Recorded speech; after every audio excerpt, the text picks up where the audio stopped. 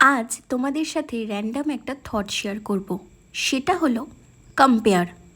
আচ্ছা, আমরা সব সময় কম্পেয়ার করি যাদের আমাদের থেকে বেশি আছে, কিন্তু আমরা কি কখনো আমাদের থেকে কম যার বা যাদের কাছে আছে তাদের সাথে নিজেদের কম্পেয়ার করি? করি না।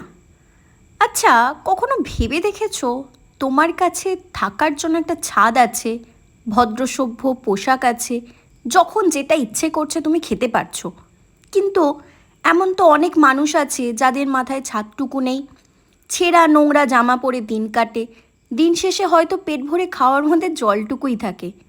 তাদের সাথে করেছো কখনো তুলনা? বেশি যাদের আছে তাদের সাথে সবসময় কম্পেয়ার করে মন খারাপ করো, কিন্তু কখনো কি গ্রেটফুল হয়েছো ভগবানের প্রতি যা তোমার কাছে আছে সেটার জন্য? করনি তো? তাহলে এইবার করো, দেখবে নিজের থেকে একটা আত্মতুষ্টি আসবে।